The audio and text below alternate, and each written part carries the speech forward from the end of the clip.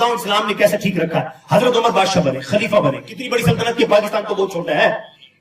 15 ملک اس وقت زمین پر ہیں, 15 الگ الگ ملک ہیں, الگ الگ پاسپورٹ ہیں. 15 ملک اس وقت جو روئے زمین پر ہیں, ان 15 ملکوں کے سیدنا عمر بن خطاب اکیلے بادشاہ تھے. 15 ملکوں کا بادشاہ ہے. بادشاہ بننے سے پہلے اچھا لباس ہے, اور جب عمر بن خطاب بادشاہ بنے, خدا کی قسم اتنے پیسے بھی نہیں تھے کہ نواں سوٹ سلوا لیں. سردی بھی وہی, گرمی بھی وہی. اسلام نے ہلنے نہیں دیا, اتنا بھی نہیں ہلنے دیا, اور خود ایسا اسلام پابند کرتا ہے ہمارے بادشاہ کو. اس لیے کہتا ہوں اسلام لاؤ. اسلام نہیں ہے, اسلامی جمہوریہ پاکستان ہے. اسلام ہوتا تو ہم سارے خوشحال ہوتے, ہمارے اوپر کوئی قرضہ نہ ہوتا. خدا کی قسم اللہ دولت کے ڈھیر لگا دیتا, ہم میں کوئی مقروض نہ ملتا, ساری قوم خوشحال ہوتی. اللہ تعالیٰ اسلام کی برکتیں اپنے دیکھی کوئی نہیں, صحابہ نے دیکھی, عمر بن خطاب کے زمانے میں دیکھی. اب وہاں بادشاہ کیا ہوتا ہے, اتنا پابند ہوتا ہے کہ ایک کرتا نہیں سلا سکتا بیت المال سے. حضرت عمر کا کاروبار تھا, جب بادشاہ بنے تو کاروبار ختم ہو گیا, کیونکہ ذمہ داری اتنی بڑی سلطنت کی ذمہ دار آ گئی. تو صحابہ نے طے کر دیا جی منیمم سیلری اس کو کہتے ہیں, ایک مزدور کے برابر جو گورنمنٹ منیمم سیلری 1 مئی کو جو اعلان کر دیا جی اس دفعہ اتنی بڑھا لو, اتنی بڑھ. آج کل وہ 27,000 چل رہی ہے. تو حضرت عمر کی وہ سیلری تنخواہ مقرر ہوئی بیت المال سے جس میں ایک مزدور کے برابر. تو کنبا زیادہ تھا, پہلے کاروبار تھا, جب بادشاہ بنے تو کاروبار ختم ہو گیا کیونکہ ٹائم ہی نہیں دے سکے. اب نوبت کی آ گئی, سردی بھی گزر گئی, گرمی بھی سوٹ گئی, ایک سوٹ کے پیسے بھی نہیں بچتے تھے. جو تنخواہ ملتی تھی وہ روٹی پانی میں ختم ہو جاتی تھی.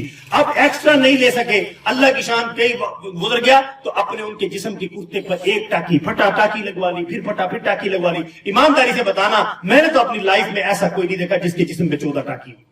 اوئے ہوئے, کورونا آتا ہے اور مسلمانوں نے 22 لاکھ مربع میل کے بادشاہ کے جسم دیکھا جس کے جسم پہ 14, جس کے کرتے پہ 14 ٹاکی. ایک دن کیا جمعہ پڑھانے, اور اپنے اعلان کیا تھا لوگوں, حضرت ابو بکر صدیق کے بعد جب وہ مسند پہ آئے, خلافت سنبھالی اور پہلا جمعہ جب پڑھایا, لوگوں مجھے بتاؤ کہ میں اپنے محبوب محمد رسول اللہ کی طرح اگر خلافت نظام نہ چلاؤں, اور اس طرح ان کے بعد ابو بکر صدیق نے جو 2.5 سال نظام خلافت چلایا, اگر میں ان کی طرح نہ چلوں تو تم میرے ساتھ کیا کرو گے؟ عوام. حضرت عمر کا روح بھی بڑا تھا, کافروں میں بھی بڑا تھا, مسلمانوں میں بھی بڑا روبدار شخصیت تھے. صحابہ وہ یوں بیٹھے خاموش. حضرت عمر نے کہا میں نے تم سے سوال کیا ہے کہ اگر میں ان 2 اپنی ہستیوں کی طرح ان کی طرح نظام نہ چلاؤں تو میرے ساتھ کیا کرو گے؟ پھر تیسری دفعہ سوال کیا کہ تم بولتے کیوں نہیں؟ پھر ایک نوجوان بیچ میں سے کھڑا ہوا, اس نے اپنی تلوار اسی طرح نیام سے نکالی اور نکال کے تلوار یوں نکالی اور کہا فعلنا ہاکذا, اے عمر اس تلوار سے تجھے سیدھا کر دیں گے. حضرت عمر کہتے تھے میں یہ جواب سننا چاہتا تھا, میں یہ جواب تم سے, اس کو نوجوان کو سینے سے لگایا, اس کو تھپکی دی کہ اگر عوام تم ایسے ہوگے تو انشاءاللہ تمہارا بادشاہ ٹھیک چلے گا. اور پھر وہ نوبت آئی کہ جب 14 ٹاکی جسم پر آئی, اگلا جمعہ جب پڑھانے آئے اور وہ اللہ کی شان کیا ہوا کہ اس دن نواں کرتا پہن کر آگے, اسی ٹائم یہ تھی عوام اس احتساب کے نا, عوام محتسب پنجاب یہ بنے ہوئے, آپ چکر لگا لا آگے تک لوگ کچھ بننا بنانا. آپ حقیقت بتا رہا ہوں, یہاں سائیکل چور لتر کھا رہا ہوتا ہے اور کروڑوں اربوں روپے چرانے والا مزے مجھوں کو وٹ دے گئے, یاشی مار رہا ہوتا ہے. تو آپ کون سے نظام میں چل رہے ہیں؟ یہ فرعونی نظام ہے, اسلامی نظام نہیں. آپ نے جھلک بھی نہیں دیکھی اسلامی نظام کی. اب میں آپ کو بتا رہا ہوں اسلامی نظام ہوتا کیا ہے. حضرت عمر نواں کرتا پہن کے جمعہ پڑھانے آ گئے, اور اسی ٹائم جب عوام کے سامنے آئے مسجد میں, ممبر پر مسجد بھری ہوئی تھی, اسی ٹائم کہنے لگے اے عمر پہلے اس کرتے کا حساب دو نہیں تو تمہارا خطبہ نہیں سنیں. حضرت عمر نے خوشی ہوئی کہ اللہ کا شکر ہے میری عوام ایسی ہے, اور آنسو نکلے. کہا کہ ہاں تم میرا ہر جمعے میں میرا پھٹا ہوا کرتا دیکھتے تھے. کہا کہ عمر چادر نوی باندھی ہوئی ہے تمہیں. تو حضرت اس دن کیا ہوا تھا, اس سے ایک دن پہلے بیت المال میں چادریں آئی تھی. حضرت عمر نے ہر ایمان والے کو, ہر مسلمان کو ایک ایک چادر گفٹ کی تھی. حضرت عمر کے حصے میں بھی ایک ہی گفٹ آئی تھی, ایک چادر ہے جی. اور حضرت عمر کے بیٹے کو بھی ایک چادر ملی تھی. تو بچے نے کہا ابا یہ کرتا دیکھ دیکھ کر ہمیں بھی شرم آتی ہے, عرصہ ہو گیا یہ پھٹا ہوا کرتا یہی دھو کے, خدا کی قسم اٹھا کے کہہ رہا ہوں, آتا روایات کے اندر حضرت عمر ایک دن جمعے میں لیٹ ہوئے. جیسے سردی کے موسم میں دھوپ تیز نہیں ہوتی, سردی کا موسم ہے اور عوام بیٹھی ہے جمعہ پڑھنے کے لیے, حضرت عمر لیٹ ہو گئے. صحابہ پریشان کہ حضرت عمر نہیں آ رہے. حضرت عمر آئے اور آ کے معذرت کی, لوگوں برا نہ منانا, یہ گیلا کرتا تھا میں کیونکہ ہر جمعے یہی دھو کے پہنتا ہوں, یہی دھو کے پہنتا ہوں. آج اس کے دھوپ تیز نہیں تھی, سوکھنے میں دیر ہو گئی. سوکھنے میں وہ گیلا تھا میرے جسم کو, میں نے کہا لگ رہا تھا ٹھنڈا ہے, سردی کا موسم ہے, تو میں نے کہا کچھ خشک ہو جائے پھر پہن لوں. وہ کچھ خشک کرنے میں دیر لگ گئی. یہ ہے ہمارے اسلامی بادشاہ. تو اللہ کی شان. وہ اپنے بیٹے نے بھی جب دیکھا کہ میرا ابا کا کرتا دیکھ کر, میں بھی بہت اندر سے دل دکھ ہوتا تھا کہ میرا ابا شان کی زندگی جیتا تھا, آج بادشاہ بنا ہے تو 14 ٹاکی والا کرتا. کہا کہ ابا جان یہ مجھے جو چادر ملی ہے بیت المال میں, اس کا میں آپ کو گفٹ کر کے کرتا سلوا دیتا. حضرت عمر نے کہا چلو ٹھیک ہے، بچے کی خواہش، ابا کو بیٹا گفٹ، بیٹے کے حصے کی چادر اس نے اپنے ابا کا کرتا سلا کے گفٹ کر دی، جو حضرت عمر کے حصے میں آئی تھی۔ حضرت عمر نے اس کی لنگی باندھ لی، تو پھر فرمایا لوگوں نے کہا ہم خطبہ نہیں سنیں گے جب تک اس کرتے کا۔ حضرت عمر نے فرمایا بلاؤ عبداللہ کو، اپنے بیٹے کو بلایا، انہوں نے لوگوں کے سامنے کھڑے ہو کر کہا کہ یہ روتے ہوئے کہا یہ میرے حصے میں جو کل چادر آئی تھی وہ میں نے اپنے ابا کو گفٹ دی۔ لوگوں نے کہا عمر اب خطبہ سنا۔ اللہ کی شان قربان جائے، ہر ایک وقت آیا، اس لیے حضرت عمر نے فرمایا تھا لوگوں ہماری عزت اسلام میں ہے، ہماری عزت اسلام میں۔ ہم نے سمجھ لیا ہماری عزت گاڑی میں ہے، کوٹھی میں ہے، بنگلے میں، اگر یہ اس میں عزت ہوتی نا تو کافروں کی یہ چیزیں ہم سے اچھی ہیں۔ ایمانداری نے بتایا اس روابپور روڈ سے میں بھی گزر کے آیا، یہ آج کا نہیں بن رہا، دوسرے ملکوں میں ایک دن نہیں گزرتا روڈ تیار ہو جاتا ہے، اور میں کافی عرصہ پہلے یہاں سے میرا اچانک گزر ہوا، اور تیرا بلاؤ میں تو گزرنا محال ہو گیا۔ ہمارا لیول چیک کر لیں، ان ملکوں اگر یہ کامیابی ان چیزوں میں ہوتی تو کافروں کا روڈ ایک دن بھی ٹوٹا ہوا۔ آپ جاؤ امریکہ جاؤ، پیرس جاؤ، ان ملکوں کے سفر کرو، ان کی روڈ راتوں رات بنتی ہے، کبھی آپ کو کھڈا نہیں لگے۔ ایک بات ہے، اگر کامیابی ان چیزوں میں ہوتی تو میں قرآن کی آیتیں سنا رہا تھا، ان الذین کفروا من اہل الکتاب والمشرکین فی نار جہنم خالدین فیہا اولئک شر البریہ۔ اللہ کہہ رہے لوگوں کافروں کی دنیا میں کتنی قسمیں ہیں، جتنے بھی مشرک ہیں، اگرچہ اہل کتاب، اہل کتاب کون ہے؟ یہودی اور عیسائی، اور جتنے بت پرست ہندو بدھ مذہب جتنے بھی ہیں، اللہ کہتا ہے یہ سکھ سارے جتنے بھی ایمان کے بغیر ہیں، اللہ کہتا ہے کل قیامت کے دن مرتے ہی فی ناری جہنم خالدین فیہا، مرتے ہی ہمیشہ کی دوزخ کا ایندھن بنیں گے۔ اور آگے اللہ فرما رہا ہے اولئک هم شر البریہ، زمین پر میری بدترین مخلوق ہے۔ اگلی آیتیں کیا ہیں؟ ان الذین آمنوا وعملوا الصالحات، اللہ فرماتے ہیں جو ایمان لائے اگر اچھے عمل کر لے زمین پر، اولئک هم خیر البریہ، میری بہترین مخلوق۔ مرنے کے بعد اللہ کہتا ہے جنت کے باغوں میں ہمیشہ رہیں گے۔ تو میں آپ کو جگانا اس لیے چاہ رہا تھا، ہم اللہ کا شکر ہے اہل ایمان ہے، رب نے ہم سے جنت کا وعدہ کیا ہے، جنت کا سودا کیا ہے، بس ہمارے سے اللہ کا ایک ہی مطالبہ ہے، من عمل صالحا، عمل اچھا کر لو۔ اللہ کہہ رہے تم اچھا عمل لے کے آ جاؤ، تمہاری دنیا بھی چمکائیں گے، تمہاری آخرت۔ اچھا بتاؤ صحابہ کی بنی نہیں بنی؟ یہ جو حضرت عمر کا دور تھا نا، یہ ٹاکیوں پہ کرتے تھے، اس وقت مسلمانوں کی کنڈیشن پتہ کیا تھی؟ ہر مسلمان کے گھر میں سونے چاندی کے ڈھیر لگے، رعایا خوشحال تھی، اور بادشاہ کی کنڈیشن یہ تھی۔ اللہ کی شان پھر وہ وقت آیا، حضرت پیارے نبی نے بشارتیں دی تھی کہ وہ بیت المقدس جس میں میں نے نماز پڑھائی تھی معراج کی رات میں، وہ کیونکہ وہ یہودیوں کا قبلہ تھا، یہودیوں کے قبضے میں تھا، قبلہ اول تھا، تو اس میں یہودیوں کا کنٹرول تھا۔ ہمارے نبی بشارت دے گئے تھے تم انشاءاللہ ایک دن آئے گا مسجد اقصی میں نماز پڑھو گے۔ اللہ نے حضرت عمر کے دور میں وہ دن دکھائے، مسلمانوں کا لشکر بیت المقدس کو فتح کر لیا، سارے فلسطین کو کنٹرول میں لے لیا۔ اب آگے قبلہ اول کی چابی، قبلہ اول کی چابی یہودی کہتے جی ہم نہیں دے سکتے۔ صحابہ نے کہا وہ تو دینی پڑے گی، ہمارے نبی یہاں نماز پڑھا کر گئے، وہ تو تمہیں دینی پڑے گی۔ تو وہ کہنے لگے اچھا ایک بات ہے، کیونکہ ان کی کتابوں میں دیکھو میں آپ کو ایک بیچ کی بات بتاؤں، اللہ نے قرآن میں صحابہ کی ساری صفتیں پہلے بیان کر دی۔ اللہ قرآن میں کہہ رہا ہے کہ محمد الرسول اللہ والذین معه اشداء علی الکفار رحماء بینہم تراہم رکعا سجدا یبتغون فضلا من اللہ ورضوانا سیماہم فی وجوہہم من اثر السجود ذلک مثلہم فی التوراۃ ومثلہم فی الانجیل۔ میرے عزیز دوستو جو قرآن نے ہماری صفتیں بیان کی ہیں نا وہ لگاؤ، ہم نے لگا لیے بیج، ہم نے لگا لیے بیج، ایس ایس پی صاحب، آئی ٹی صاحب، آر چیف آفیسر صاحب۔ اللہ قرآن میں کہتا ہے تمہارا بیج یہ، قرآن میں آتا ہے، اللہ کہتا ہے مومنوں کا بیج دیکھنا ہے، قرآن کہتا ہے سیماہم فی وجوہہم من اثر السجود، اللہ کہتا ہے محمد رسول اللہ کے سچے غلام وہ ہیں ان کی پیشانیوں پہ سجدوں کا نور چمکے۔ قرآن تو یہ بیان کرتا ہے۔ اللہ کہتا ہے پھر میں نے ان کی خوبیاں ذالک مثلہم فی التوراۃ ومثلہم فی الانجیل، قرآن کی آیتیں ہیں، اللہ نے کہا میں نے محمد کے غلاموں کی یہ صفتیں صرف قرآن میں نہیں، ان کے قرآن کے نزول سے پہلے پچھلے نبی عیسیٰ علیہ السلام کو انجیل دی تھی، تو انجیل میں بھی محمد کے غلاموں کی صفتیں بیان کی تھی۔ پھر اللہ کہتا ہے کہ میں نے اس سے پہلے موسیٰ پیغمبر کو تورات دی تھی، ومثلہم فی التوراۃ، اللہ کہتا ہے تورات میں بھی رسول اللہ کے غلاموں کی صفتیں ہیں۔ اللہ نے صحابہ کی یہ صفتیں تورات میں بھی بیان کی، انجیل میں بھی بیان کی، تو میں اس واقعے سے یہ سمجھتا ہوں واقعی تورات میں لکھا ہوگا۔ یہودی کہنے لگے ہاں ہماری کتابوں میں لکھا ہوا ہے کہ تمہارا لشکر بے شک آ گیا ہے، تم نے پورا بیت المقدس کو کنٹرول میں لے لیا ہے، لیکن قبلہ اول کی چابی تمہارے لیڈر کو دیں گے۔ انہوں نے کہا ہمارے لیڈر مدینہ میں ہے، تم چپ کر کے چابی پکڑا دو۔ انہوں نے کہا نہیں، ہماری کتابوں میں لکھا ہوا ہم نے ویسے ہی کرنا ہے، ہماری کتابوں میں لکھا ہے کہ ایک دن آخری نبی کا لشکر آئے گا اور ان کے غلام آ کر اس شہر کو فتح کریں گے، اور قبلہ اول کی چابیاں ان کا حکمران کو دی جائیں گی۔ وہ کہنے لگی تم حکمران اگر حکمران کون ہے؟ ہمارا عمر بن خطاب امیر المومنین مدینہ میں۔ انہوں نے کہا جی چابی ہاں، باقی سامنے دیکھو ہم ہار گئے، تم جیت گئے، ہم نے سارا شہر تمہیں دے دیا، لیکن قبلہ اول کے جو تالے کی، جیسے کعبہ کی چابی نبی پاک نے مانگی تھی فتح مکہ سے پہلے، اس کافر نے نہیں دی تھی، آج یہ کہنے لگے چابی تمہارے حکمران کو ہی دیں گے، تمہارے لشکر کا جو کمانڈر چیف آف جو ہے نا، جو فوج کا جو امیر ہے، اس کو نہیں دیں گے، تمہارے امیر کو ہی دیں گے، اس کو آنا پڑے گا۔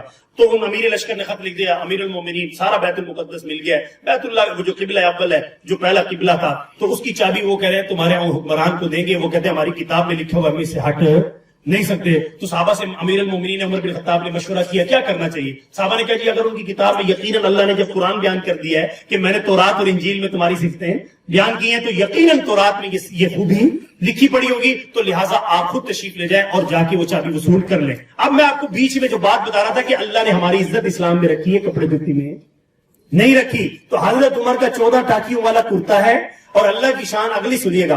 और जब जाने का वक्त आया ना, तो बाबा कहने लगे अमीरुल मोमिनीन आपको पता है यहूदी हमारे दुश्मन है और दूसरे शहर को हम फतह करने जा रहे हैं, तो उनको क्या पता लगेगा कि बादशाह इस कंडीशन में आया कि जिसके जिस्म पे 14 टाकियां लगी हुई है, तो आप शाही घोड़ा ले ले और शाही लिबास ले ले। तो हजरत उमर को सहाबा ने तैयार कर लिया कि आज तो पहन लो, आज तो इस्लामी सल्तनत के लिए जा रहे हो ना।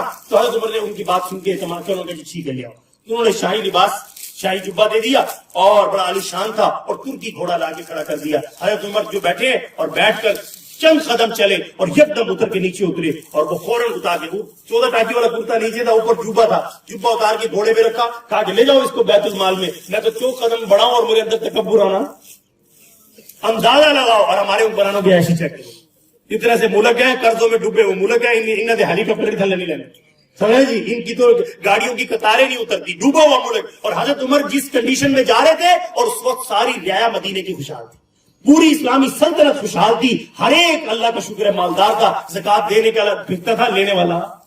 ऐसी खुशहाल रियाया में उन्होंने जुब्बा और घोड़ा पीना पसंद नहीं किया। उसी टाइम कहा कि ये रखो बैतुल माल में वापस, मुझे मेरी ऊँटनी दो, और गुलाम को कहा चल भाई चलिए, चल भाई चलिए। उन्होंने कहा जी एक ऊँटनी है। हजरत उमर ने कहा आधा रास्ता तू चलेगा, आधा रास्ता 3-3 मील चलते रहेंगे, 3 मील तू बैठेगा, 3 मील रस्सी मैं पकड़ूंगा, और 3 मील मैं बैठूंगा, रस्सी तू पकड़ लिए। और साहबा कहते रहे अमीरुल मोमिनीन देखते रह गए। हजरत उमर इस शान से मदीने से निकले, इस शान से मदीने से निकले। अब सफर लगाना, सफर कितना है, मदीना मुनव्वरा से बैतुल मुकद्दस जाना है, फलस्तीन में जाना है, कितना लंबा सफर है, गर्दो गुबार है। हजरत उमर 3 मील बैठते, 3 मील गुलाम रस्सी पकड़ता, 3 मील के बाद हजरत उमर रस्सी पकड़ते, गुलाम को सवार करते। ईमानदारी से बताओ कोई झलक दिखाओ ऐसा बादशाह दुनिया में मिलेगा आपको?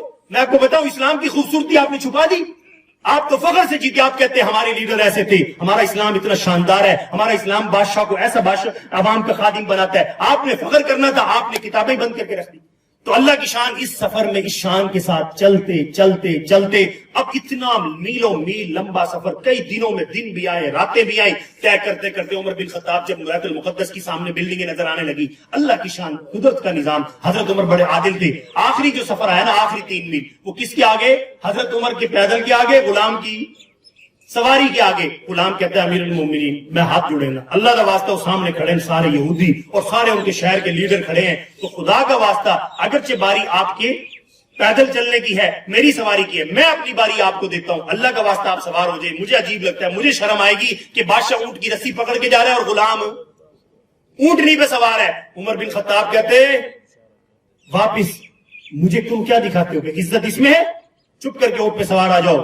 उमर बिन, ऐसे नहीं कहा अदले फारूकी, उमर बिन खत्ताब का आदल, ऐसे नहीं किसी ने कहा। उन्होंने कहा नहीं, अपने गुलाम को कहा जब बारी तेरी सवारी की है तो मैं तेरी बारी पे सवार नहीं हूंगा, मेरी बारी रस्सी पकड़ने की है। फरमा दिया हमारी इज्जत अज़्ज़ल्लाहु बिल इस्लाम, हमें अल्लाह ने इस्लाम से इज्जत दी है, चीजों से इज्जत नहीं दी खुदा की। अच्छा देखो कुदरत का निजाम था, तौरात में लिखा हुआ था, तौरात में लिखा हुआ था, अगर उलट कर देते तो काम खराब हो जाता। यहूदी अपनी तौरात खोल के खड़े हैं इस्तिकबाल में, साहबा को दूर से नजर आगे वो आ रहे हैं 2 लोग, और साहबा को पता हजरत उमर ने ऐसे ही, अल्लाह की शान, हजरत उमर ने क्या किया, रस्सी पकड़ी और गुलाम को सवार किया।